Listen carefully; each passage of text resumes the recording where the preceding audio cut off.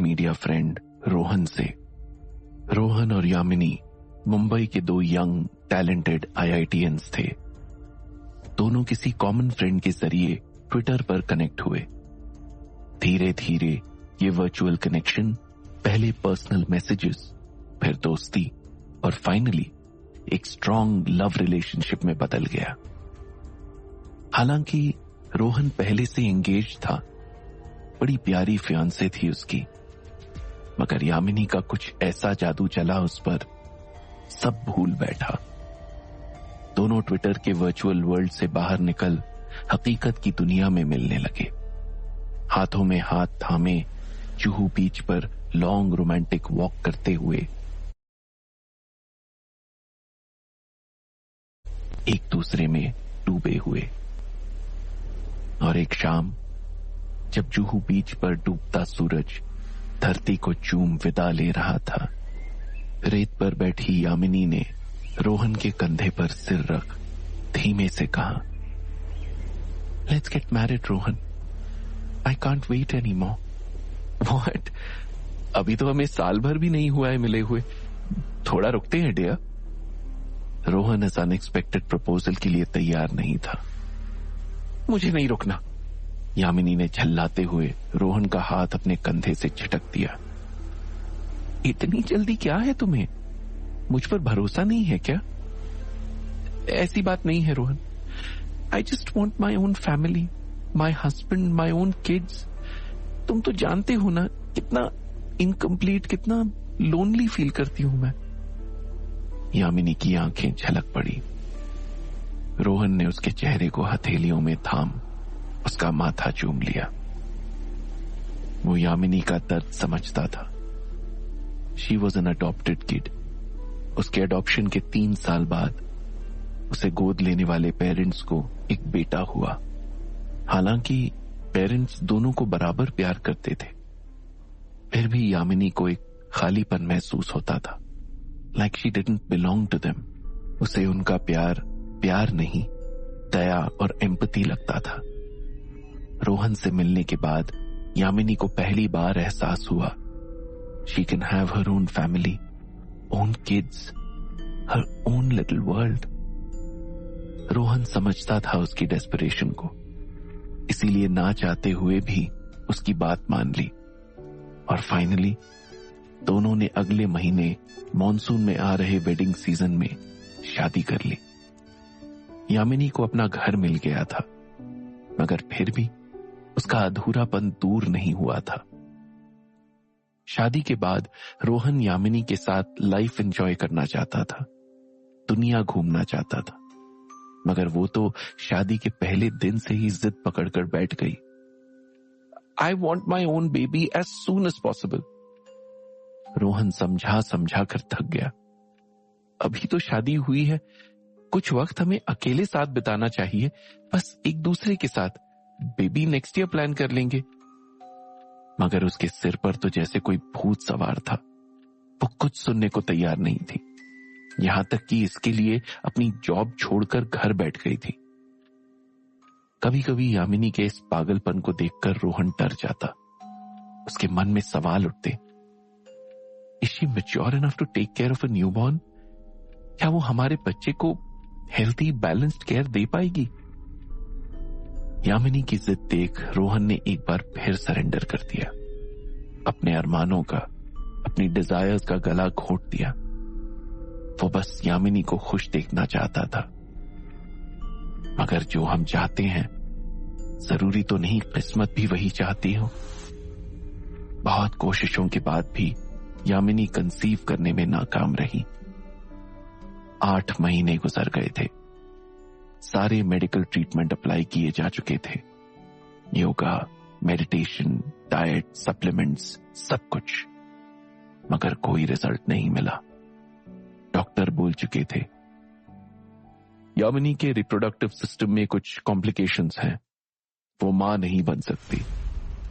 If she is so desperate for a baby, तो उसे adoption या सरोगेसी के बारे में सोचना चाहिए।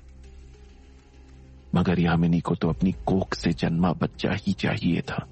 उसका अपना खून, अपना हिस्सा, एक ब्लड रिलेशन की कमी उसने पूरी उम्र महसूस की थी। वो इस ख्वाहिश पर कॉम्प्रोमाइज कैसे करती?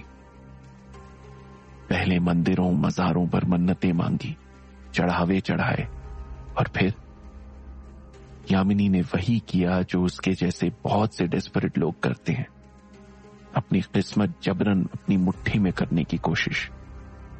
सुपरनैचुरल पावर से, तांत्रिक शक्तियों के सहारे। यामिनी ने सोशल मीडिया पर कुछ ऐसे ग्रुप्स फॉलो किए हुए थे जो डार्क वर्ल्ड की मिस्टीरियस रियलिटीज पर बातें किया करते थे, तंत्र मंत्र की शक्तियों और उनके इंसानों पर असर के सच्चे किस्से पोस्ट करते थे। और एक एक्सपीरियंस तो वो ले भी चुकी थी। उसी ग्रुप के एक मेंबर द्वारा बताए गए वशीकरण टोटके के सहारे उसने रोहन को अपनी ओर हिप्नोटाइज किया था। तब से रोहन स्पेल बाउंड हुआ उसकी हर डिमांड के सामने झुक रहा था। उसने सोचा, जब वो सुपरनैचुरल पावर्स की मदद से रोहन को यूनिवर्स से खींच अपनी जिंदगी में शामिल कर सकती है, तो फिर एक बेबी क्यों नहीं? यही रास्ता उसकी आखिरी उम्मीद थी। एक बार रोहन ऑफिशियल विजिट पर 1 हफ्ते के लिए बैंगलोर गया हुआ था। यामिनी ने उसी मेंबर की मदद से एक तांत्रिक की कांटेक्ट डिटेल ली और रोहन की एब्सेंस का फायदा उठाकर एक शाम तांत्रिक से मिलने चली गई। वहां जहां कोई भी इंसान जाने से डरता था, नासिक के पास गोदावरी नदी के किनारे बने सालों पुराने कालेश्वर श्मशान घाट पर। इस श्मशान घाट पर अब अंतिम संस्कार कम ही हुआ करते थे। ये तांत्रिकों, अघोरियों की साधना की जगह ज्यादा बन गई थी। आसपास रहने वाले मानने लगे थे, जिन शरीरों का यहां अंतिम संस्कार होता है, तांत्रिक उनकी आत्माओं को अपनी तंत्र वाली कुड़ियाओं में कैद कर लेते हैं और उनका प्रयोग तांत्रिक सिद्धियों के लिए करते हैं। वो कपालिक तांत्रिक भी ऐसा ही था। उसने यामिनी से श्मशान में उस रात एक चलती चिता के सामने कुछ तांत्रिक क्रियाएं करवाई और उसके बाद उसे तंत्र मंत्र की शक्तियों वाली एक गुड़िया सिद्ध करके दी। तकरीबन 1 फीट लंबी वो गुड़िया काले कपड़े से बनी थी। वो काला कपड़ा किसी मुर्दे के सफेद कफन को चिता की काली राख से रंग कर बनाया गया था। उसके चेहरे पर कुछ नहीं था, थी तो बस 2 बड़ी बड़ी खौफनाक आंखें। उन आंखों को देखने से लगता था जैसे वो सब देख रही हैं, सुन रही हैं, जिंदा लोगों की तरह। ये तंत्र शक्तियों से भरी शैतानी गुड़िया है।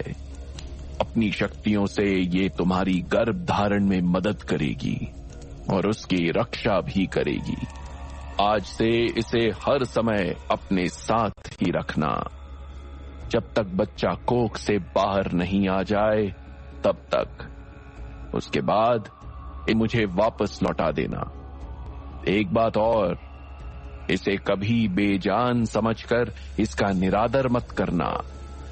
ये अपमान नहीं सहेगी। अगर एक बार इसे गुस्सा आ गया तो कोई भी अनर्थ कर सकती है, कोई नहीं रोक सकता इसे। तांत्रिक ने यामिनी को चेतावनी देकर गुड़िया सौंप दी। यामिनी उस गुड़िया को लेकर घर चली आई, एक नई उम्मीद के साथ। 1 हफ्ते बाद जब रोहन बैंगलोर से घर लौटा तो सामने दरवाजे पर वेलकम के लिए सजी सवरी यामिनी खड़ी थी, रोहन की फेवरेट ब्लैक शिफॉन साड़ी में, विद अ बिग स्माइल। कई महीनों बाद रोहन ने यामिनी को इतना खुश, इतना रिलैक्स देखा था। उसने यामिनी को कसकर बाहों में भर लिया। तभी उसे पीछे टीवी यूनिट पर रखी वो गुड़िया दिखी, काली डरावनी गुड़िया जो बड़ी बड़ी आंखों से जैसे उसे ही गुस्से से घूर रही थी। उसे देख रोहन सहम गया। What is that, Yamini? Such a horrible doll? कहां से लिया इसे? वो मैं बच्चे के लिए मन्नत मांगने एक मंदिर गई थी, वहीं के पुजारी ने दी है। उसने कहा था कि इसे घर में रखने से सब नेगेटिविटी, हेल्थ इश्यूज दूर होंगे और हमारे घर में जल्द ही किलकारियां गूंजेंगी। I can't believe that Yamini, तुम कब से इन नॉनसेंस चक्करों में पड़ने लगी? ट्राई करने में नुकसान क्या है रोहन? सिर्फ इसे घर में ही तो रखना है ना, और तो कुछ नहीं। कुछ फायदा हुआ तो ठीक, पर ना फेंक देंगे घर से बाहर। उधर यामिनी रोहन को कन्विंस कर रही थी, उधर वो शैतानी गुड़िया गुस्से से यामिनी को देख रही थी, जैसे इस बात पर उसे जिंदा निकल जाएगी। हर बात की तरह रोहन यामिनी की खुशी के लिए ये बात भी मान गया, मगर वो गुड़िया उसके लिए आफत की पुड़िया बन गई।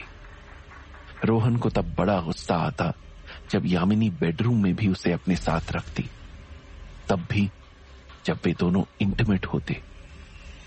रोहन उस वियर्ड गुड़िया की प्रेजेंस में ऐसे अनकंफर्टेबल रहता जैसे वो गुड़िया कोई स्ट्रिक्ट सेक्स गुरु हो जो सब देख रही हो और जरा सी गलती होने पर उसे सजा देगी। रोहन को उसकी आंखों में देखने से बहुत डर लगता। उसे लगता जैसे वो कोई बेजान गुड़िया नहीं है, कोई बैठा है उसके अंदर जिंदा, जो सब देख सुन रहा है। 2 महीने इसी तरह निकल गए और एक दिन रोहन यामिनी ने वो देखा जिसे देखने के लिए आंखें तरस गई थी। प्रेगनेंसी टेस्ट किट पर एक ब्राइट रेड लाइन, यानी प्रेगनेंसी टेस्ट पॉजिटिव था। यामिनी मां बनने वाली थी। अब कहीं ना कहीं रोहन को भी उस गुड़िया की सुपरनैचुरल शक्तियों पर यकीन आने लगा था, क्योंकि साइंस ने तो यामिनी के केस में पूरी तरह हाथ खड़े कर दिए थे। प्रेगनेंसी का वक्त दोनों ने बहुत प्रिकॉशंस के साथ संभाल कर निकाला। ऐसा कोई काम नहीं किया जिससे यामिनी को कोई प्रॉब्लम हो। रोहन ज्यादातर समय वर्क फ्रॉम होम ही करता ताकि यामिनी अकेला महसूस ना करे और वो उसकी केयर कर सके। फाइनली वो शुभ दिन आया जब यामिनी को लेबर पेन स्टार्ट हुए। वो दर्द से तड़पने लगी। रोहन उसे लेकर हॉस्पिटल भागा। इतनी पैनिक सिचुएशन में यामिनी उस गुड़िया को हॉस्पिटल साथ ले जाना भूल गई, जबकि तांत्रिक ने यामिनी से कहा था बच्चे के पैदा होने तक हमेशा उस गुड़िया को साथ रखना है। सच कहें तो अब यामिनी को उस गुड़िया की जरूरत भी नहीं रह गई थी। उसकी मोस्ट अवेटेड विश जो पूरी हो गई थी। बस यही बात गुड़िया को चुभ गई। काम निकल जाने के बाद अपनी ऐसी अनदेखी करना पसंद नहीं आया उसे। माना वो दिखने में एक मामूली गुड़िया थी, मगर शैतानी शक्तियों का भंडार थी वो, और जिसके पास पावर होती है उसमें ईगो तो आ ही जाती है। गुड़िया की ईगो हर्ट कर दी थी यामिनी ने। हॉस्पिटल में सब कुछ सही जा रहा था। अल्ट्रासाउंड और बाकी सारी रिपोर्ट्स नॉर्मल थी। बेबी हेल्दी था, हार्ट बीट परफेक्ट थी। वो वूम से बाहर आने के लिए तैयार था। डिलीवरी रूम में रोहन यामिनी के साथ था, उसका हाथ थामे हुए, माथे से पसीना पोंछते हुए उसे एनकरेज कर रहा था। डॉक्टर यामिनी को इंस्ट्रक्ट कर रहे थे, take a deep breath and push again. Yamini दर्द से चिल्लाते हुए बेबी पुश कर रही थी। कुछ सेकंड के बाद यामिनी ने पूरा जोर लगाते हुए फाइनल पुश किया। डॉक्टर्स ने बेबी को पकड़ने के लिए हाथ फैलाए और उनके हाथों में कुछ नहीं आया, कुछ भी नहीं। Where is the baby? Baby कहां गया? सबकी सांसें थम गई। हर कोई बुरी तरह शॉक था। अल्ट्रासाउंड स्कैनिंग में बेबी था। डॉक्टर ने उसकी हार्ट बीट भी सुनी थी। यामिनी डिलीवरी के लास्ट मिनट तक उसके मूवमेंट महसूस कर रही थी, यानी वो था वूम में। तो फिर बेबी कहां गया? किसी को कुछ समझ नहीं आया। हुआ तो क्या हुआ? डॉक्टर्स ने तुरंत यामिनी का अल्ट्रासाउंड किया। बेबी अब यूट्रस में भी नहीं था, वो जा चुका था। कहां, ये किसी को पता नहीं था। और ना ही कभी पता चला। यामिनी रो रो कर बेहाल हो रही थी। वो रोते रोते बेहोश हो गई और फिर कभी होश में नहीं आई। She became brain dead. Rohan की भी पागलों वाली हालत हो गई। एक ही पल में उसकी पूरी दुनिया उजड़ चुकी थी। उसके अनसुलझे सवालों के जवाब किसी के पास नहीं थे। किसी पुजारी, मौलवी, तांत्रिक के पास भी नहीं। अपनी लाइफ के उस काले दिन के हफ्ते भर बाद रोहन अस्पताल से घर आया। घर पर जाकर बेडरूम के कर्टन खोले तो बैकयार्ड के कोने में कुछ अजीब दिखा। ध्यान से देखा तो वो गुड़िया वहां बैठी थी। ये गुड़िया खुद से यहां कैसे आ गई? इसे तो हमने बेडरूम में रखा था। रोहन सोच ही रहा था कि तभी उसकी नजर गुड़िया के हाथों पर पड़ी। वो पूरी तरह दंग रह गया गुड़िया के हाथों में एक छोटी सी गुड़िया देखकर, ठीक उसी के जैसी। वो ऐसे उसे गोद में लिए हुए थी जैसे उसका बच्चा हो। गुड़िया उस छोटी गुड़िया की कमर थपथपा रही थी, लोरी गाते हुए, सो जा, चुप हो जा, सो जा, चुप हो जा।